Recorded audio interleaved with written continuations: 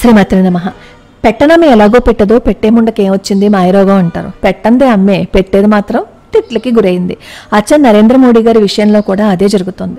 మొన్న ప్రమాణ స్వీకారం జరిగినప్పుడు వైష్ణోదేవి ఆలయం దగ్గర తీవ్రవాదులు దాడి చేశారు కదా. ఆ దాడి జరిగినప్పుడు అందరూ నరేంద్ర మోడీ గారిని అన్నారు, ఈ ప్రమాణ స్వీకారం జరిగిన రోజునే ఇలాగ జరిగింది అంటూ. నిజమే, ఆ వీడియో వైరల్ అయినంతగా దాని మీద వచ్చిన కౌంటర్ మాత్రం ఎవరికీ తెలియదు. పాకిస్తాన్ మాజీ director general emergency services academy of Pakistan army 1122 brigadier Amir హంజాని గుర్తు తెలియని వ్యక్తులు కాల్చి చంపేశారు. నల్లని దుస్తులు ధరించిన నలుగురు మోటార్ బైకుల మీద వచ్చి కాల్పులు జరిపి పారిపోయారు. అసలు అమీర్ హంజాని ఎందుకు హత్య చేశారు? ఎవరి అమీర్ హంజా? మన వైష్ణోదేవి ఆలయం దగ్గర తీవ్రవాదులు దాడి చేశారని చెప్పారు కదా, దాని మీద అటాక్ చేసింది అతని మనుషులే. అతను ఏం చేస్తాడు అంటే, కాశ్మీర్లో చెట్ల పొదల మాటున దాగి హఠాత్తుగా రోడ్డు మీదకి వచ్చి కాల్పులు జరిపి తిరిగి చెట్ల మధ్యకి వెళ్ళిపోయి అట్నుంచటు పాకిస్తాన్ సరిహద్దులు దాటి వెళ్ళిపోయే టెర్రరిస్టులకి శిక్షణ ఇస్తూ ఉండేవాడు ఈ అమీర్ హంజా. గత 10 రోజుల క్రితం వైష్ణోదేవిని దర్శించుకుని వస్తున్న భక్తుల మీద దాడికి పాల్పడింది కూడా ఈ అమీర్ హంజా మనుషులే. ప్లాన్ శిక్షణ అంతా అమీర్ హంజాది అయితే అమలు చేసింది మాత్రం అతని మనుషులు.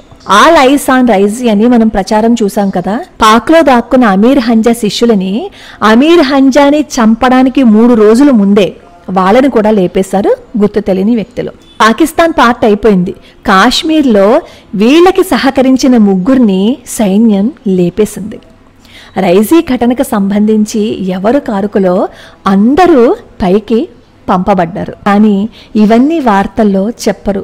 ఎందుకు చెప్పరు అంటే, నరేంద్ర మోడీ గారికి ఎక్కడ గొప్పదనం వచ్చేస్తుందో, ఎక్కడ నరేంద్ర మోడీ గారిని గొప్పగా అనుకుంటారో అని. గొప్పగా అనుకునేదేంటి, ఆయన గొప్పవారే. ఉగ్రవాదులను భారత్ మీదకి పంపే ప్రతి వాడిని ఇలాగే లేపేయాలి. ఎవరు వాళ్ళని చంపేశారో తెలియదు కానీ ఆ అజ్ఞాత వ్యక్తులకి మాత్రం నమో నమః. ఎప్పుడూ ఇలాగే శత్రుశేషం మిగలకుండా వాళ్ళ కార్యసిద్ధి ప్రాప్తించాలని చెప్పి శ్రీరామచంద్రమూర్తికి నమస్కరిద్దాం. 4 సీట్లు తక్కువైతే మోడీ బలహీనుడైపోయాడు అని అన్నారు కదా. పంజా విసిరితే కుంభస్థలమే కొట్టాలి. వాణ్ణి వెన్ని కాదు, ఏకంగా బ్రిగేడియర్ అన్నవాడిని ఏం చేసేశారో, ఎవరు చేసేశారో ఎవరికి తెలుసు. ఈ అజ్ఞాత వ్యక్తులకి నరేంద్ర మోడీ గారికి ఒక విజ్ఞప్తి చేసుకుందాం.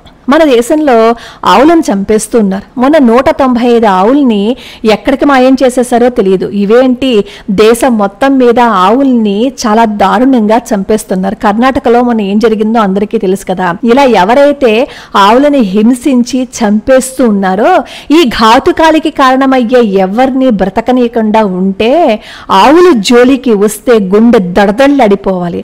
అలా చెయ్యాలని చెప్పి మనం ప్రధానమంత్రి గారికి వినతి పత్రం పంపుకుందాం.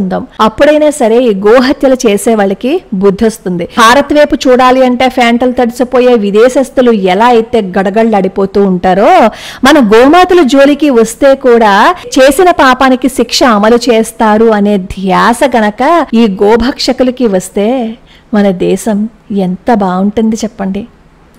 మన ప్రయత్నం మనం చేస్తూ ఆ గుర్తు తెలియని వ్యక్తులకి మనం వినతి పత్రాన్ని సమర్పించుకుందాం. ఎవరో గాని ఆ గుర్తు తెలియని వ్యక్తులు మా గోమాతలను రక్షించండి. ప్రధానమంత్రి గారు, మీరు మా గోమాతలని రక్షించండి.